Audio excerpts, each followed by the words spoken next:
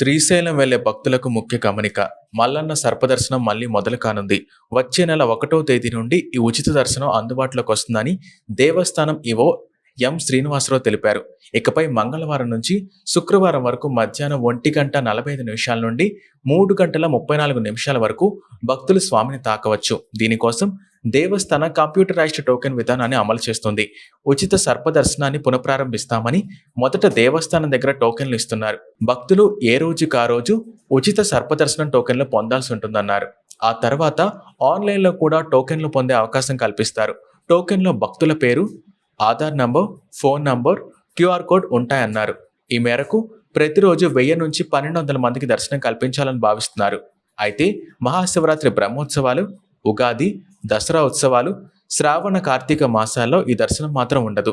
ప్రభుత్వ సెలవు రోజుల్లో కూడా ఈ సర్పదర్శనం ఉండదని ఆలయ ఈవో తెలిపారు. ఆయన ఉచిత సర్పదర్శనం క్యూ లైన్లు, అన్న ప్రసాద కేంద్రం తదితర విభాగాలను పరిశీలించారు. ఈ మేరకు ఉద్యోగులకు పలు సూచనలు చేశారు.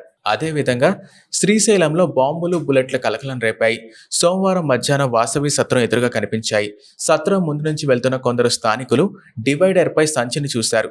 అనుమానం వచ్చి వెంటనే పోలీసులకు చెప్పారు. శ్రీశైలం పోలీసులు వెంటనే సంఘటనా స్థలానికి చేరుకున్నారు. బాంబు స్క్వాడ్ సిబ్బందితో కలిసి సంచిని తనిఖీ చేశారు.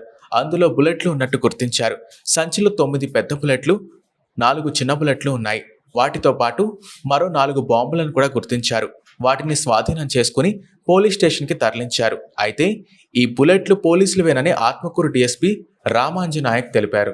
ఎల్లప్ప అనే పోలీస్కి శ్రీశైలంలో డ్యూటీ కోసం పంపారు. ఈ క్రమంలో ఆయనకు కేటాయించిన బుల్లెట్లను సంచిలో వేసుకుని శ్రీశైలం వచ్చారు. అయితే రోడ్డు పక్కన డివైడర్ దగ్గర ఫోన్ మాట్లాడుతూ ఆ సంచిని డివైడర్ మధ్యలో మర్చిపోయారు. అయితే ఎల్లప్ప భయంతో ఈ విషయాన్ని ఎవరికీ చెప్పలేదు. ఎల్లప్ప ఈ నెలాఖరికి రిటైర్ అవుతున్నారు. ఆయనకు జాతకాల పిచ్చి ఎక్కువ అన్నారు. ఈ క్రమంలోనే ఆ సంచిలో ఎర్రటి వస్త్రాన్ని ఉంచారన్నారు. అలాగే ఆయన బ్యాగులో ఉన్న బాంబులు బాణాసంచా బాంబులని తెలిపారు.